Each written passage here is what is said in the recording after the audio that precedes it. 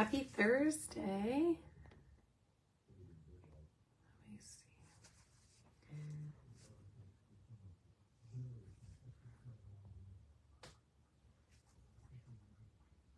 Gonna wait a couple minutes and let's see. All right, let's add Liz in.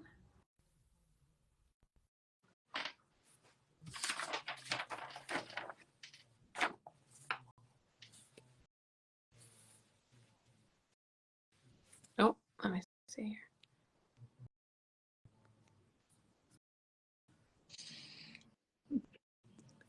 Perfect. Can you hear me? I can. Can you hear me? I can. Yay! This is fun. So fun. Oh my gosh, I'm excited. All right. Cool. Well, I wanted to do this. This is something that is very on my heart. It's something that I'm passionate about. And I asked Liz, my friend Liz, to join and do this with me because she is such a wealth of knowledge. Every time she speaks, I just feel connected. Like what she says makes sense. And I just feel so full after conversating with her that I know what to do. I know how to take these next steps. And when it comes to faith and the Bible and anything that I feel just maybe inadequate about, I listen to Liz and it's just things make sense. And so I'm so grateful for you. Thank you. Saying that you will do this with me. I really appreciate it. I titled this Raising Your Kids in Faith because it's amazing what motherhood does to you. The way that it changes you. I will be honest. I said I'm going to write a book one day, and I'm going to title it, My Son Changed My Life, but Not for 10 Years. I literally went through the first 10 years of his life just trying to live like I always had. I was still trying to connect with friends frequently. I was drinking. I was, doing all the things to try and maintain who I was before I had him, while I had him. And I did it for too long. And then once he turned 10, I realized that I can't, it's not like do as I say, not as I do anymore. Like he really understands who I am, who I'm becoming. He's mimicking behaviors. And I realized that what I was showing him was not the best. And I really was in a bad place mentally. My marriage had crumbled. I was drinking way too often. We were going through like COVID. And so just my mental health was shot. And I decided to go back to church. And I walked into church for the first time in years. And I really reflected on, I sobbed the whole time I was in for the first time back, because there was just such a sense of like weight lifted. Like everything that they said was speaking directly to me. Everything that I was hearing was like, I needed to hear that. And I just had such a weight come up, and I was just like, okay, like I can do this. This is where I'm supposed to be. I really needed to come back here.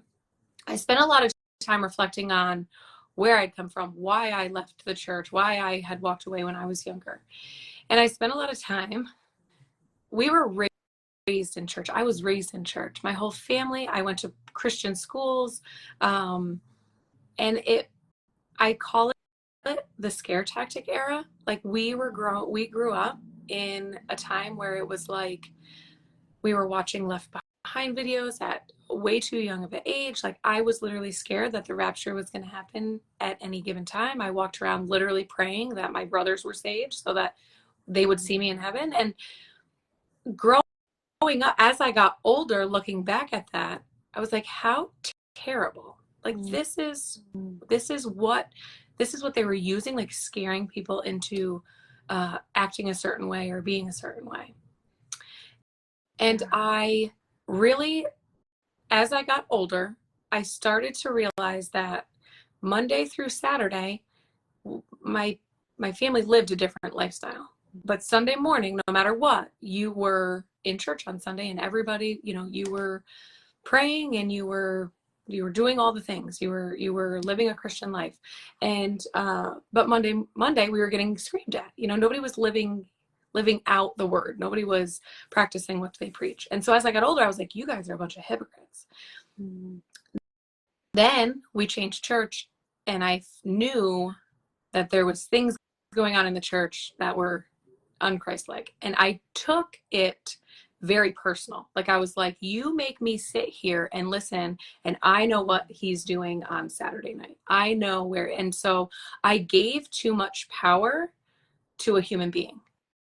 And so I allowed that to really derail me. And I didn't understand it until I sat back in that church a year and a half ago. And I was like, just the powerful, just the situation that I was able to, like, it all flashed before my eyes and was like, this is your past. This is where you've come from. This does not have to be where you go. And I've spent a lot of time over this past year and a half really trying to deep dive in and undo these things from my past so that I can create something for my kids. Because what I found is that I knew where to go back to. Even if I didn't like the way that I was brought up, even if I didn't like the things that I had gone through, even if I didn't like the way that they had done it, I knew where to go back to. And I want that for my kids. I want my kids to know that there is life. There is after bad decisions, after bad choices, that you are not this, you don't have to stay stuck. You don't have to stay in these situations. You are saved by grace. And it is okay to make mistakes. And so I really fast forward, I meet Liz. We're in 90 Day U-Turn. I take this course that I am so very passionate about.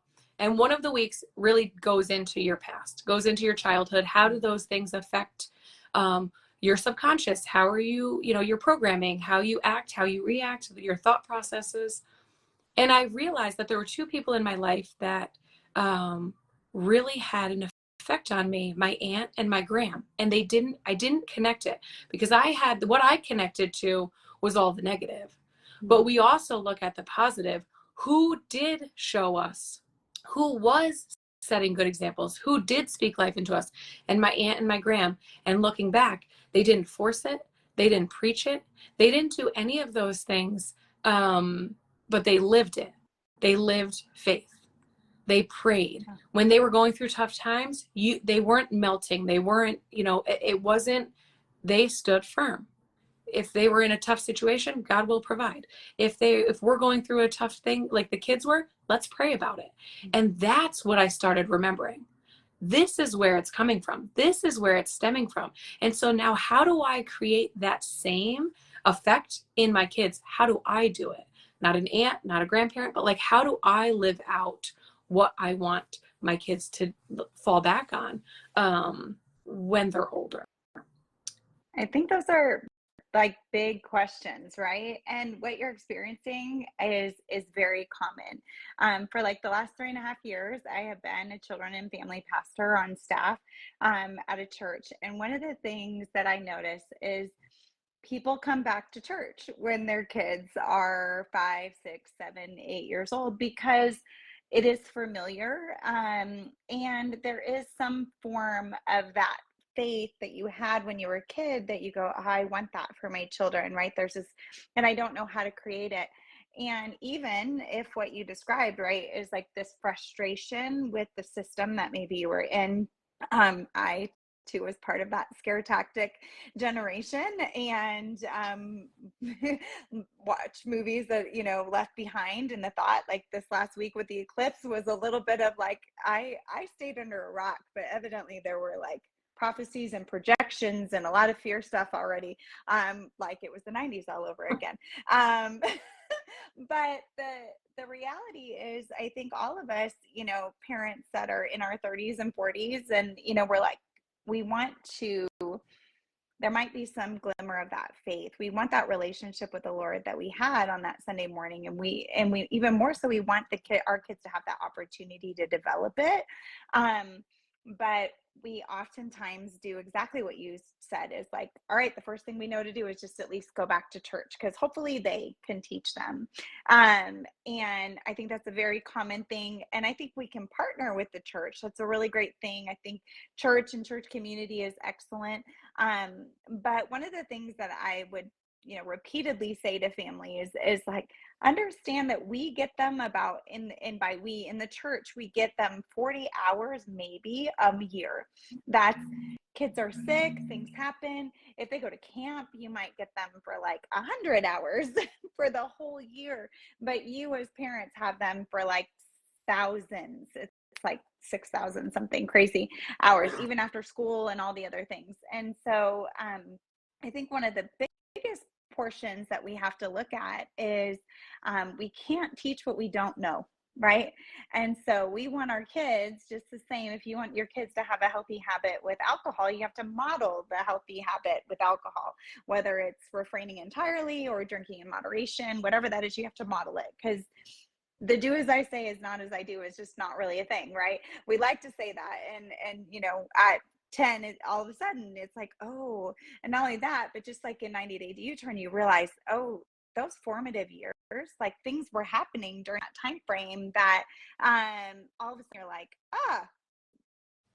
patterns were in my brain at 6, which means it's possible that you're passing those things on to your kids. So I think one of the biggest things if I can encourage anyone in your space or in that same type of season, is there's a big buzzword right now called deconstruction. And some people in the Christian circles are really freaking out about that word, because people are thinking they're taking apart their faith, and they're not.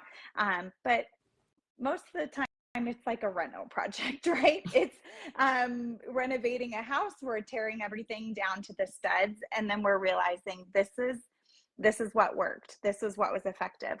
Maybe what's not effective is, getting to church on Sunday, breaking your CDs, but whatever. I'm not going to do that anymore. But then Monday through Saturday, not being consistent, but learning, what can I do to be consistent? And I know that can seem like really overwhelming for parents when you go, I have very little faith. Like, I'm not a pastor. I'm not a, spiritual leader. So how am I supposed to pass faith to my kids?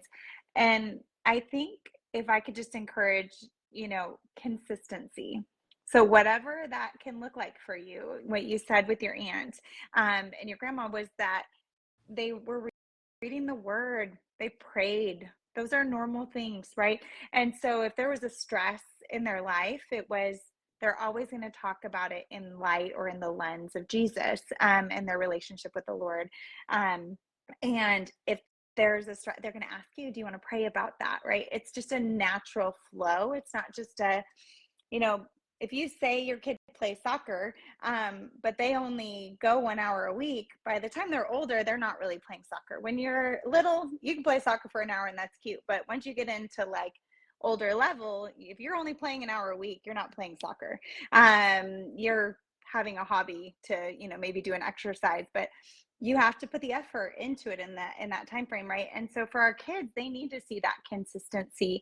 And so if you're just starting back in that faith journey, or just starting in your faith journey at all, and looking at what it means to trust in a higher power in that process, all that's just be consistent in your messaging as much as possible. I mean, we all get it wrong, right? We need the grace, but at the same time, start small. Start with small conversations about everything from creation, like, oh, look at the trees, isn't that so intricate? Like, do you think that this just happened, or was there a divine creator? Like, having those conversations where you're asking your kids like in-depth questions and what they think, and gearing them in a way that is faith-based. That's a great way to start. Having conversations about, where did you see the good today? Those are positive things that they're starting to see. If you want to start even more into the faith conversation, where did you see God move today? Or before they even get out of the car, is there a way you can partner with God today to love someone else? Like hold a door, or smile, or let somebody sit at your table. Just those little conversations really bring your faith from the hour on Sunday to the middle of the week. I love that. I jotted a couple things down because, again, I think that this really stems back to, as moms, we're constantly focused on others, right? Sometimes we put ourselves on the back burner. I have this conversation in here all the time. It is not selfish to take care of you. Same thing when it comes to wanting to raise your kids in faith. Taking that time to do devotionals, let them see you. Nope, I'm, setting those boundaries and saying, I need this time to work on my relationship with God, because I need to be able to then allow that to spill over into my family. If my heart and I'm at calm and I'm peace and I'm trusting and I'm having faith, because life is going to throw punches at us, and I can handle that properly, it's going to spill over and I'm going to be able to teach. I'm telling you, growing up, now looking back, like they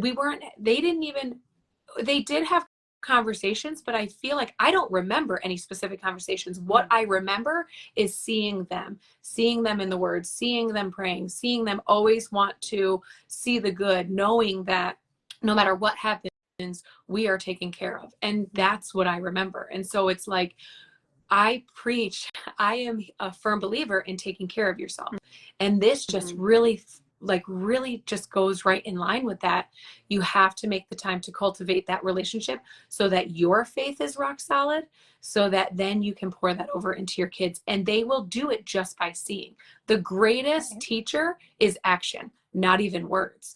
And so focusing on you and that relationship so that they see that. And then needing grace. Like, we need grace. And, everybody throws the term gentle parenting around these days. I'm kind of like in the middle. But, extending that grace to them, extending that grace to yourself. And I think some of those conversations are really around, hey, we didn't get this right, but guess what? That's okay. Like, and knowing that the way that we change, the way that we handle them and show, like, we are forgiven, you are forgiven. It's okay to not always get it right. And I think the more that we start to extend that to them and to ourselves, moms carry like so much guilt, so much weight. We don't always get it right. We beat ourselves up, but it's truly extending ourselves the same grace we give our kids, ourselves. And I, again, think that they will learn from that.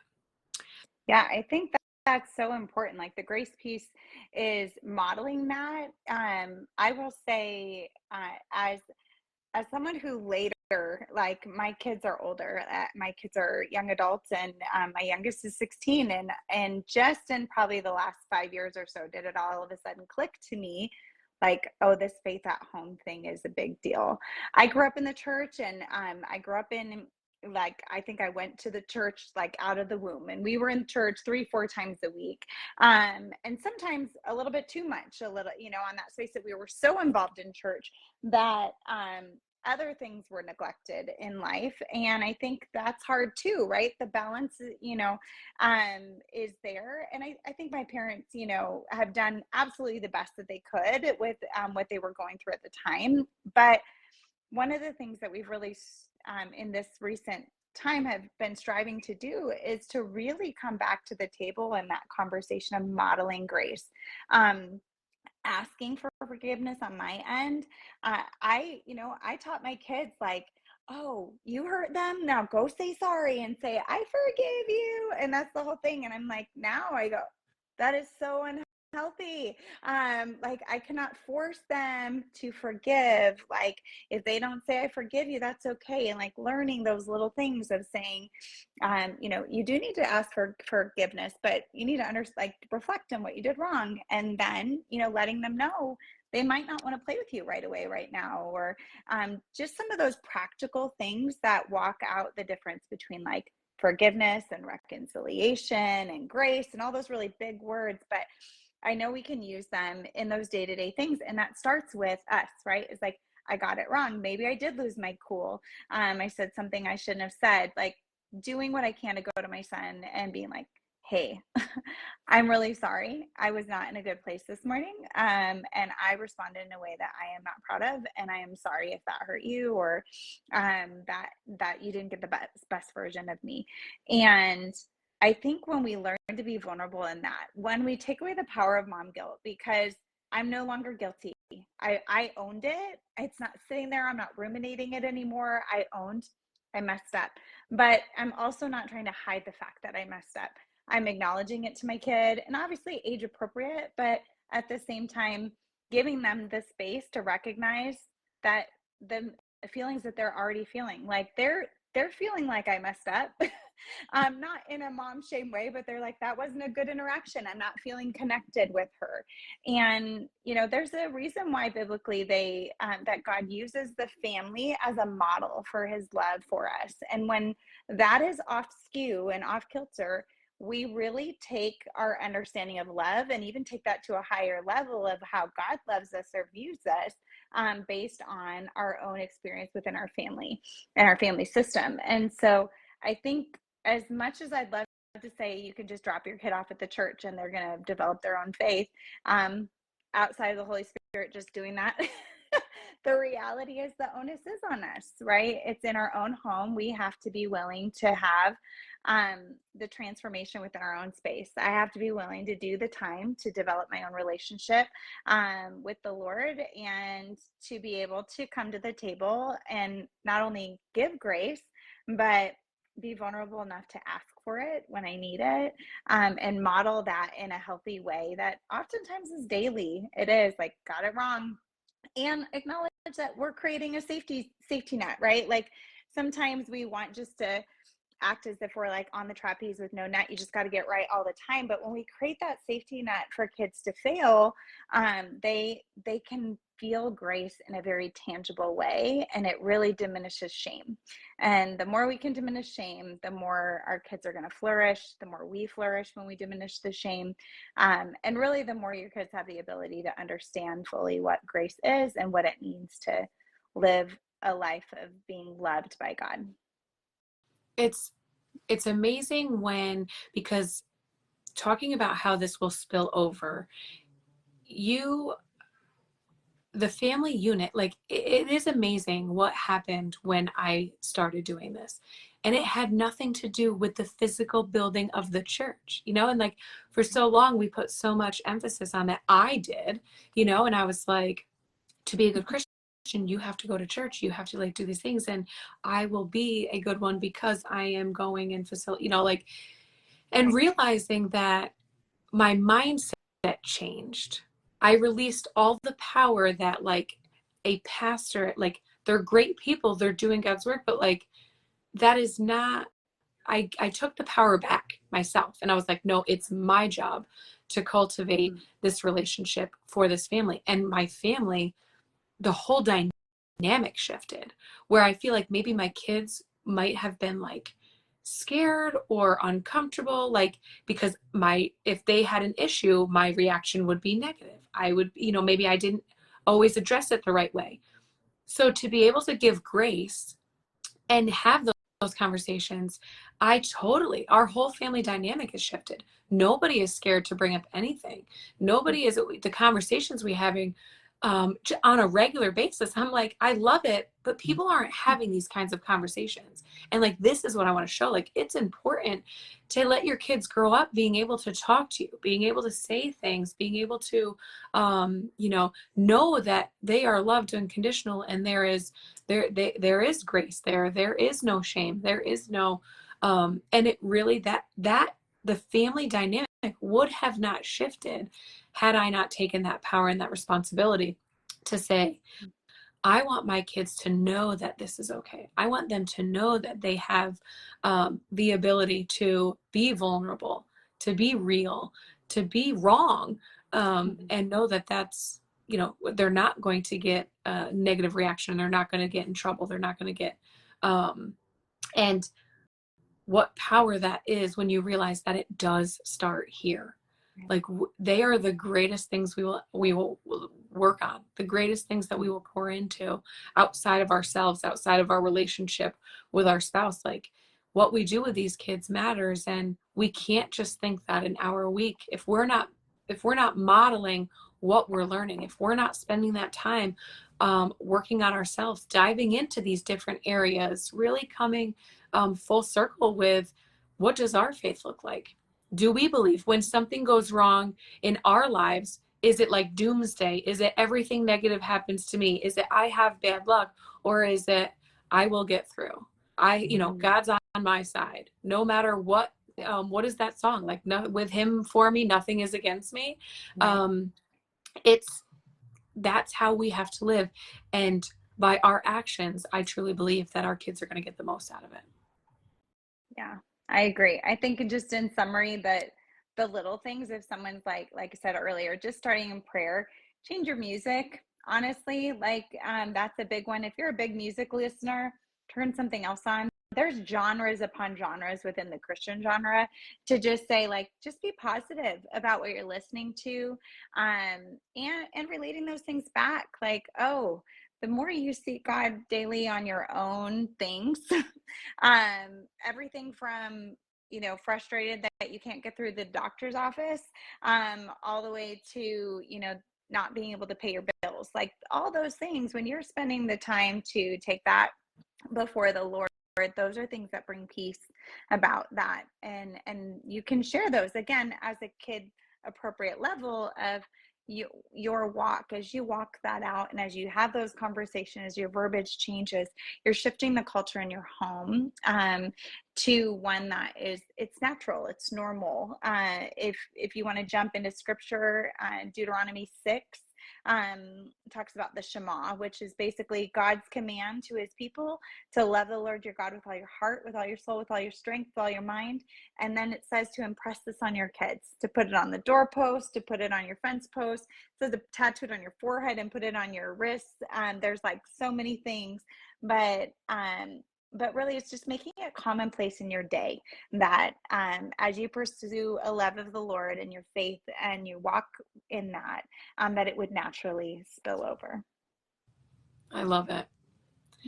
Thank you for your time.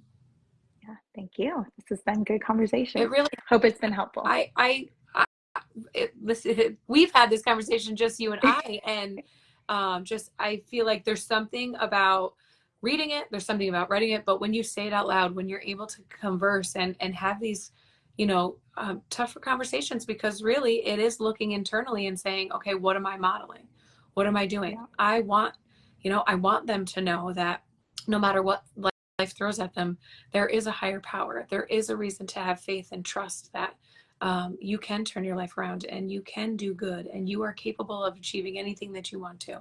And so, it's fun to have these good conversations, because in the world we live in, it's hard. Sometimes it's real hard to stay positive. Sometimes it's really hard to trust that good is coming, or that, there is a plan and a purpose for this, every situation that you're going through.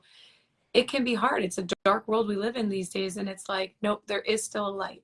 We can still have faith. We can believe that there is greatness and a greater purpose, and to do that and to show our kids, I don't want my kids to grow up scared of the world. I want them to grow up in faith and in power, knowing that they are destined to do great things because they have God on their side. I love that. Thank you. If anybody has any questions or wants to connect, feel free to comment or reach out to us. And there will be more I want to do more of these, because I think that these are great conversations to have. I love that. I'm here for it. Thank you. Have a good night. You're welcome. Have a good night. You too. Bye.